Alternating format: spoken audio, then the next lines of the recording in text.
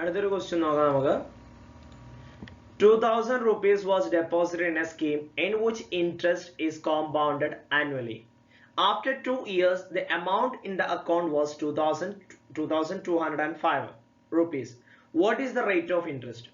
വാർഷികമായി കൂട്ടുപലിശ കണക്കാക്കുന്ന compound interest ആണ് കേട്ടോ, സിമ്പിൾ ഇൻട്രസ്റ്റ് അല്ല, കൂട്ടുപലിശയാണ്, സാധാരണ പലിശയല്ല. കൂട്ടുപലിശ കണക്കാക്കുന്ന ഒരു പദ്ധതിയിൽ 2000 രൂപ നിക്ഷേപിച്ചു. 2 വർഷം കഴിഞ്ഞപ്പോൾ 2205 രൂപയായി. പലിശ നിരക്ക് എത്ര ശതമാനമാണ്? അപ്പൊ ഇവിടെ എമൗണ്ട് നമുക്ക് കൂട്ടുപലിശ കാണാനുള്ള ഇക്വേഷൻ എന്താ? A equal to P into 1 plus R by 100 the whole raised to n. ഇതാണ് കോമ്പൗണ്ട് ഇൻട്രസ്റ്റ് വെച്ചിട്ട് നമുക്ക് എമൗണ്ട് കാണാനുള്ള ഇക്വേഷൻ.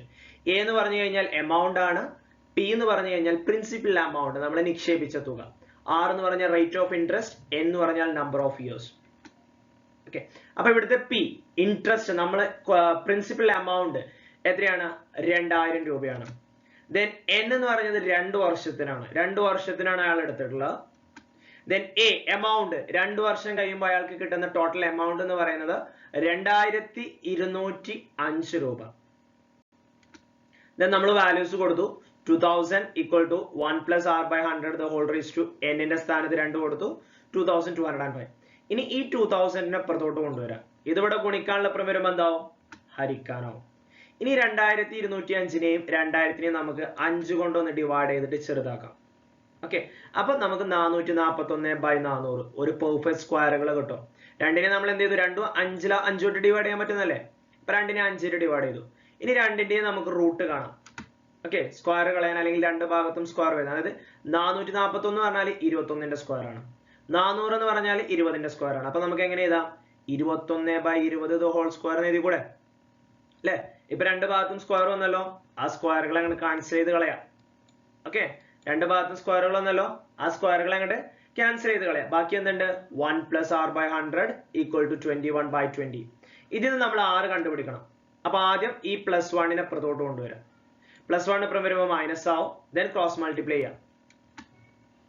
അപ്പൊ ഏതൊരു സംഖ്യയുടെ എന്തുണ്ടാവും? 1 ഉണ്ടാവും. 21 × 1 21, മൈനസ് ഇട്ടു. 20 × 1 20 ഡിവൈഡഡ് ബൈ 20 × 1 20. 21 20 പോയാൽ 1/20 എന്ന് കിട്ടും. ഇനി ഈ 100നെ അപ്പുറത്തോട്ടും കൊണ്ടുപോവുക. അപ്പൊ 100 ഇൻറ്റു ഇവിടെ ഹരിക്കാനുള്ള അപ്പുറം വരുമ്പോൾ എന്താവും? ഗുണിക്കാനാവും. ഇവിടെ നമുക്ക് ഈ 0 വെട്ടിക്കളയാം. ദെൻ 10/2 5. അപ്പൊ അവിടുത്തെ റേറ്റ് ഓഫ് ഇൻട്രസ്റ്റ് എത്രയാ? 5. കൂട്ടുപലിശ കാണാനുള്ള സമവാക്യം എന്താണ്? A equal to P into 1 plus R by 100 the whole raised to n. P എന്ന് പറഞ്ഞു കഴിഞ്ഞാൽ പ്രിൻസിപ്പൽ എമൗണ്ട്, നമ്മൾ നിക്ഷേപിച്ച തുക, അത് 2000. N എന്ന് പറഞ്ഞു കഴിഞ്ഞാൽ നമ്പർ ഓഫ് ഇയർ, 2 വർഷത്തിനാണ്. A എന്ന് പറയുമ്പോൾ ഈ 2 വർഷം കഴിയുമ്പോൾ അയാൾക്ക് കിട്ടുന്ന എമൗണ്ട്, അത് 2205 ആണ്. നമുക്ക് തന്നിട്ടുള്ള ഇക്വേഷനിൽ നമ്മൾ അത് സബ്സ്റ്റിറ്റ്യൂട്ട് ചെയ്തു. ആദ്യം 2000നെ അപ്പുറത്തോട്ട് കൊണ്ടുവന്നു. അപ്പൊ ഗുണിക്കാനുള്ള അപ്പുറം വന്നപ്പോൾ ഹരിക്കാനായി. ഇനി 2205നെയും 2000നെയും നമ്മൾ 5 കൊണ്ട് ഡിവൈഡ് ചെയ്താണ്ട് 441 എന്നും 400 എന്നും ആക്കി. 441 എന്ന് പറഞ്ഞാൽ 21ന്റെ സ്ക്വയർ ആണ്, 400 എന്ന് പറഞ്ഞാൽ 20ന്റെ സ്ക്വയർ ആണ്. അപ്പൊ 2 ഭാഗത്തും സ്ക്വയറുകൾ വന്നു, സ്ക്വയറുകളെ ക്യാൻസൽ ചെയ്തു. ദെൻ 1നെ അപ്പുറത്തോട്ട് കൊണ്ടുവന്നു. ഈ 1 അപ്പുറം വന്നപ്പോൾ മൈനസ് ആയി, ക്രോസ് മൾട്ടിപ്ലൈ ചെയ്തു, 1/20 എന്ന് കിട്ടി. ഇനി ഈ 100 ഹരിക്കാനുള്ള 100 അപ്പുറത്ത് വന്നപ്പോൾ ഗുണിക്കാനായി, സീറോസ് ക്യാൻസൽ ആയി പോയി. ദെൻ ബാക്കി ഇവിടെ 10 ഉണ്ട്, 10 × 1 10 എന്ന് കിട്ടും. 10ന്റെ പകുതി 10/2 5. അപ്പൊ ഇവിടുത്തെ റേറ്റ് ഓഫ് ഇൻട്രസ്റ്റ് എത്രയാ? 5 ആണ്. 5% ഇവിടുത്തെ പലിശ നിരക്ക്. എത്ര ശതമാനമാണ് പലിശ നിരക്ക് എന്നായിരുന്നു ചോദ്യം? 5%. Rate of interest 5%.